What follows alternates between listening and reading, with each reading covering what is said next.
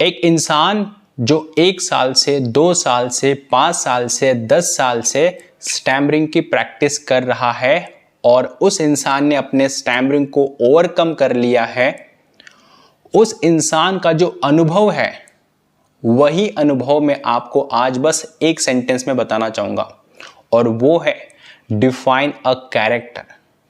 कैसे आप अपना कैरेक्टर डिफाइन करने के साथ साथ उस गोल तक पहुंच सकते हैं जिसके लिए आप दिन रात मेहनत करते हैं, प्रैक्टिस करते हैं, स्टैमरिंग को ओवरकम करना चाहते हैं। तो वो जो सीक्रेट है या फिर वो जो मिस्टेक है जो शायद सभी लोग करते हैं बोलते समय, अगर आप वो ना करें तो मैं गारंटी के साथ बोल सकता हूं कि आप इसी वीडियो पर आकर कुछ महीनों के बाद मुझे यही बताएंगे कि ये जो आपने आज मुझे बताया है इस वीडियो में, ये काम करता है। क्योंकि मैं आपको आज जो बताने वाला हूं उसके बाद आपको किसी भी स्पीच थेरेपी या ट्रेनिंग को ज्वाइन करने की जरूरत नहीं पड़ेगी, बिकॉज मैं आपको आज मेरा वो अनुभव बताने वाला हूं कि ये करने से आप उस लेवल तक पहुंच सकते हैं और शायद यही आप लोग नहीं कर रहे हैं। तो दोस्तों, ये मेरी रिक्वेस्ट है कि प्लीज आप इस वीडियो को एंड तक जरूर देखें। अगर आपको स्टैमरिंग है, अगर आपको स्टैमरिंग या फिर स्पीच का इशू है और आप इसको सॉल्व करना चाहते हैं और आपको लगता है कि मैं आपकी इसमें हेल्प कर सकता हूं, सो प्लीज वीडियो को एंड तक जरूर देखें और एंड होने के बाद प्लीज मुझे कमेंट बॉक्स में बताइएगा कि आपने आज इस वीडियो से क्या सीखा। तो दोस्तों, बिना आपका समय गवाए चलिए शुरू करते हैं।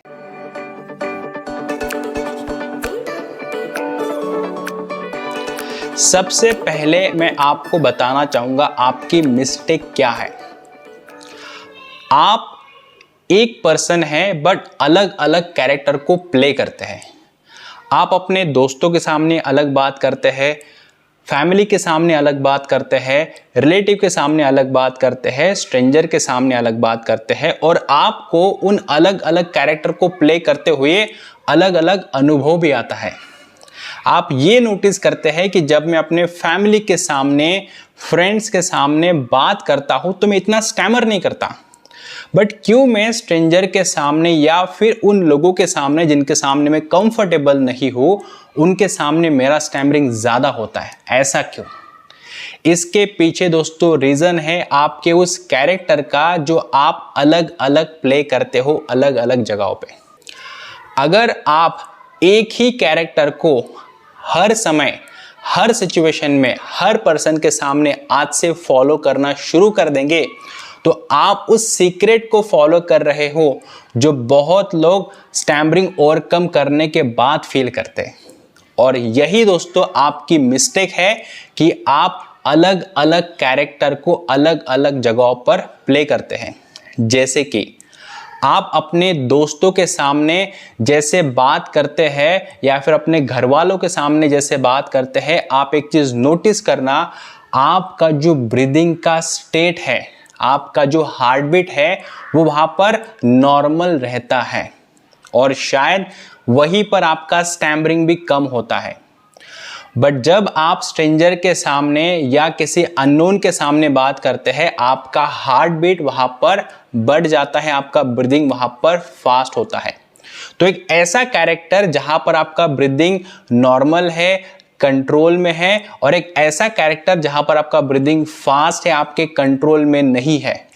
अगर दोस्तों आप एक ऐसा कैरेक्टर डिफाइन करते हैं जो कैरेक्टर का ब्रीदिंग हमेशा ही नॉर्मल रहना चाहिए और हमेशा वो कैरेक्टर जब बात करे तो वो बार बार चेक करे कि क्या मेरा ब्रीदिंग मेरे कंट्रोल में है या नहीं है, ये सबसे पहला रूल आपको हेल्प कर सकता है अपने स्टैमरिंग को ओवरकम करने के लिए। मैं आपको वीडियो में ये बताने वाला हूं कि वो कैरेक्टर डिफाइन करना कैसे होगा और कैसे आप अपने ब्रीदिंग को कंट्रोल कर सकते हैं बोलते समय, और वही कैरेक्टर आप कैसे फॉलो कर सकते हैं हर समय। ये आपको डिटेल में जब आपको पता चलेगा तो आपको ये अनुभव होने वाला है कि हाँ, यही वो मेरी गलती है जो मैं बार बार कर रहा था। तो दोस्तों, कैरेक्टर का मतलब यहां पर ये होगा कि आप जब एग्जाम्पल के लिए आपके दोस्तों के सामने बात करते हैं तो आप एक दोस्त बन के बात करते हैं। आप जब अपने घर वालों के सामने बात करते हैं, आप घर वाले बनकर बात करते हैं। आप जब स्ट्रेंजर के सामने बात करते हैं, आप स्ट्रेंजर बनकर बात करते हैं। मतलब पर्सन एक ही है बट वो अलग अलग कैरेक्टर प्ले कर रहा है। दोस्त का कैरेक्टर, फैमिली मेंबर का कैरेक्टर, स्ट्रेंजर का कैरेक्टर। और इस कैरेक्टर के साथ आपका स्पीड अलग होता है, आपका ब्रीदिंग स्टेट अलग होता है, आपका इवन वॉइस अलग होता है, आपका बॉडी लैंग्वेज भी अलग होता है।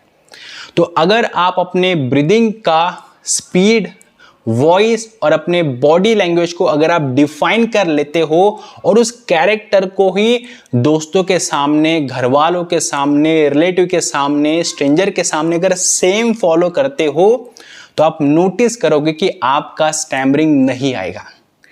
बिकॉज आप जब स्ट्रेंजर के सामने जाते हो, आपका ब्रीदिंग वहां पर फास्ट है, आपकी स्पीड वहां पर फास्ट है, आपका वॉइस थोड़ा सा कम आता है, आपका बॉडी थोड़ा सा शेक होता है। बट वही जब अपने घर वालों के सामने बात करते हो, वहां पर आपका ब्रीदिंग नॉर्मल रहता है, आपका स्पीड कम रहता है, आपका वॉइस थोड़ा सा अच्छा बनता है और इसके अलावा आपका बॉडी थोड़ा सा कम मूवमेंट में आता है। इसका मतलब दोस्तों, आपका ब्रीदिंग, आपका स्पीड, आपका बॉडी और आपका वॉइस, अगर आप इन 4 पॉइंट को डिफाइन कर लेते हो अपने कंफर्ट जोन के साथ, और यही 4 पॉइंट के साथ अगर आप अपना कैरेक्टर डिफाइन करते हो और वही कैरेक्टर को अगर आप हर जगह फॉलो करते हो, तो यू विल नोटिस आप सेम फील करेंगे हर जगह पर। तो कैसे डिफाइन होगा, चलिए देखते हैं वन बाय वन।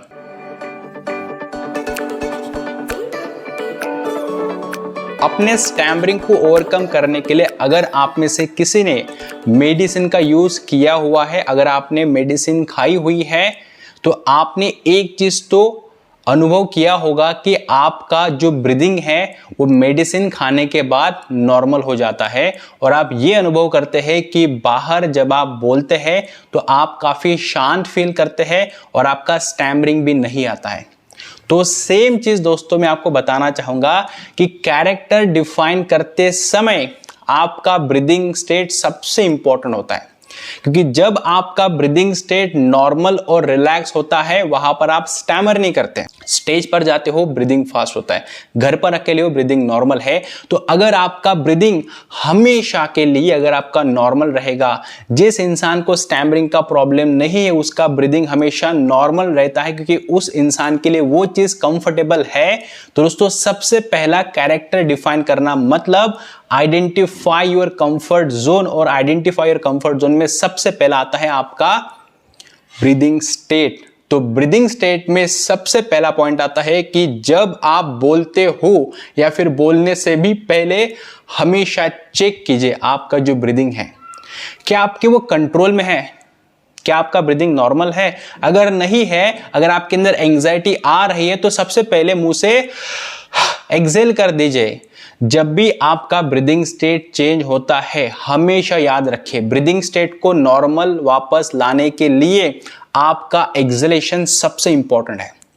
अगर आप अपने एक्सेलेशन को थोड़ी देर के लिए स्लो रखने की कोशिश करते हैं, जैसे कि अगर मैं इनहेल कर रहा हूं और अगर मैं एक्सेल थोड़ा स्लो रखता हूं, it can be from knows और फ्रॉम माउथ, तो आप दोस्तों नोटिस करेंगे 4-5 बार ऐसा करने के बाद आपका ब्रीदिंग अपने आप डाउन हो जाता है, नॉर्मल हो जाता है। तो सबसे पहले बोलने से भी पहले या फिर बोलते समय भी बार बार चेक कीजिए कि आपका ब्रीदिंग बोलते समय चेंज हो रहा है क्या। अगर हो रहा है तो रुको, सांस इनहेल करो, सांस को एक्सहेल करो और ये चेक करो कि मेरा ब्रीदिंग स्टेट चेंज नहीं होना चाहिए। रूल नंबर 1, कैरेक्टर डिफाइन करना। कैरेक्टर डिफाइन करने का रूल नंबर 2 या फिर ये उसका स्टेप नंबर 2 है, वो ये है आपका स्पीड। आप जब मेरे वीडियो को देख रहे हैं और मैं जैसे बात कर रहा हूं, दोस्तों मेरा ब्रीदिंग बहुत ही नॉर्मल है और मेरा जो स्पीड है वो मेरे कंट्रोल में है। अगर आपको कहीं पे भी ऐसा लगता है कि आपका स्पीड बढ़ने के साथ साथ वो आउट ऑफ कंट्रोल हो रहा है, तो सबसे पहले स्पीड को कम कीजिए। और दूसरी बात, स्पीड के वजह से भी आपका ब्रीदिंग स्टेट चेंज होता है। तो रूल नंबर 2, बोलते समय उस स्पीड से बात कीजिए जो स्पीड आपके लिए कंफर्टेबल है, चाहे वो घर पे हो, स्ट्रेंजर के सामने हो। एक ही स्पीड से बात कीजिए। ब्रीदिंग स्टेट मेंटेन कीजिए, एक ही स्पीड से बात कीजिए। और दोस्तों रूल नंबर 3 या स्टेप नंबर 3 कैरेक्टर डिफाइन करने का, आपका वॉइस, अगर आप चिल्ला कर, अगर आप जोर जोर से, अगर आप लाउड वॉइस में बात करते हैं, जैसे कि मैं ट्राई कर रहा हूं, मेरा ब्रीदिंग धीरे धीरे फास्ट हो रहा है, और शायद आपका यह भी गलती है कि आप बहुत ज्यादा लाउड बोलते हैं। तो दोस्तों तीसरा नंबर आएगा, अपने कंफर्ट जोन को आइडेंटिफाई कीजिए अपने वॉइस के साथ। आप जब बात करते हैं तो आपका वॉइस जैसे मैं बोल रहा हूं उस लेवल का होना चाहिए। भले वो आगे वाले को सुनाई ना दे, कोई बड़ी बात नहीं दोस्तों। स्ट्रेंजर के सामने, घर वालों के सामने आप ऐसे बात करेंगे कि आपका वॉइस बस अपने कंफर्ट जोन के साथ हो रहा है। आपको ना बहुत ज्यादा लाउडली बोलना है। आप एक चीज नोटिस करना, जब आप किसी के कानों में कुछ बोलते हैं, स्लोली विस्पर करते हैं दोस्तों, उस समय आपको स्टैमर नहीं होता, बिकॉज उस समय आपका जो वॉइस है वो काफी कंफर्टेबल कंट्रोल में है। दोस्तों वंस अगेन 3 में आपको पहले पॉइंट बता देता हूं। बोलते समय ब्रीदिंग स्टेट को बार बार कंट्रोल करना है। बोलते समय अपने स्पीड को ऐसे रखना है कि आपके वो कंफर्ट जोन का स्पीड है, और बोलते समय अपने वॉइस को मत बढ़ाइए, कम कीजिए। जैसे मैं आपके लिए वीडियो शूट कर रहा हूं, धीरे धीरे मेरा दोस्तों ब्रीदिंग फास्ट हो रहा है, बिकॉज सम टाइम मेरा स्पीड बढ़ जाता है, सम टाइम मेरा वॉइस थोड़ा सा लाउड होता है, बट मैं बार बार चेक करता हूं क्या वो कंफर्ट जोन से बाहर जा रहा है, क्या वापस आओ। और दोस्तों सबसे important the 4th point is आपका बॉडी लैंग्वेज। क्या आप बहुत ज्यादा बॉडी लैंग्वेज का इस्तेमाल करते हैं बोलते समय? क्या आप नेक मूवमेंट बहुत ज्यादा करते हैं, हैंड मूवमेंट बहुत ज्यादा करते हैं क्या? अगर आप ऐसा करते हैं जिसके कारण आपका ब्रीदिंग चेंज होता है क्या, रुक जाइए। हैंड मूवमेंट नॉर्मल कीजिए, नेक मूवमेंट नॉर्मल कीजिए। ऐसा करने से आपका ब्रीदिंग आपके कंट्रोल में रहेगा। तो अल्टीमेट कैरेक्टर डिफाइन करने का मतलब आपका ब्रीदिंग स्टेट बोलने से पहले, बोलते समय, दोस्त हो, फैमिली मेंबर हो, रिलेटिव हो, स्ट्रेंजर हो, दुकानदार हो, घर वाले हो, बाहर वाले हो, कॉल पर हो, प्रेजेंटेशन में हो, इंटरव्यू में हो, स्टेज पर हो, वीडियो शूट करने में हो, कभी भी हो, हमेशा आपका ब्रीदिंग आपके कंट्रोल में रहना चाहिए। और ब्रीदिंग आपका चेंज होता है 4 रीजन से, एंजाइटी की वजह से, स्पीड की वजह से, वॉइस की वजह से, एक्स्ट्रा बॉडी मूवमेंट की वजह से। इसको अगर आपने कंट्रोल कर लिया, यू विल नोटिस कि अगर आप इस कैरेक्टर को हर जगह अप्लाई करते हैं दोस्तों, गारंटी के साथ बोल सकता हूं, आपका स्टैमरिंग शायद 5 या 10% हो सकता है, बट आपका स्टैमरिंग ऑटोमेटिकली रिड्यूस होगा। और अगर आप इस टेक्निक को हर जगह पर अप्लाई करते हैं, so with experience, with time आप नोटिस करेंगे आप इस कैरेक्टर में कंफर्टेबल हो जाएंगे, और ये आपका कैरेक्टर आप बन जाएंगे, बिकॉज आप इस कैरेक्टर को बहुत बार ट्राई कर चुके हो, और कुछ समय के बाद आपको उसको कॉन्शियसली ट्राई करने की जरूरत नहीं पड़ेगी, जैसे कि मैं करता हूं।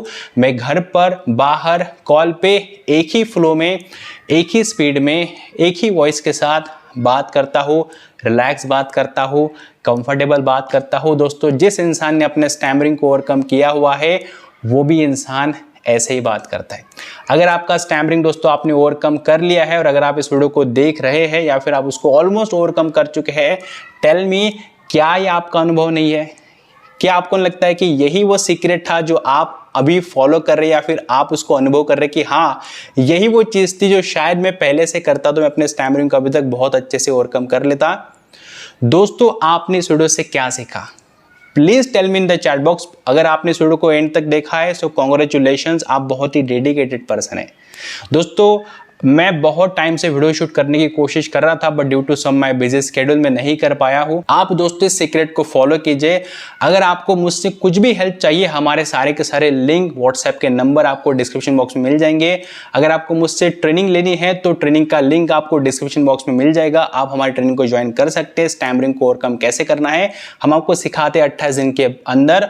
और दोस्तों हम अपने हर बैच में कम से कम 85 to 95% रिजल्ट लाने की पूरी कोशिश करते हैं हर बैच मेंबर के साथ। तो आई होप दोस्तों आपको ये वीडियो मेरा पसंद आया होगा, तो प्लीज वीडियो को लाइक कीजिए। आपके जो भी कमेंट है प्लीज कमेंट बॉक्स में बताइए, और अगर आप मेरे चैनल पर नए प्लीज चैनल को सब्सक्राइब कीजिए, बेल आइकन को प्रेस कीजिए। दोस्तों मिलते हैं ऐसे नए अच्छे और मोटिवेशनल वीडियो के साथ। साथ में दोस्तों आपका ब्रीदिंग स्टेट हमेशा मेंटेन रखिए बोलते समय। दोस्तों इसी के साथ वीडियो को एंड करता हूं। Thank you so much and मिलते हैं नेक्स्ट वीडियो में। Thanks for watching.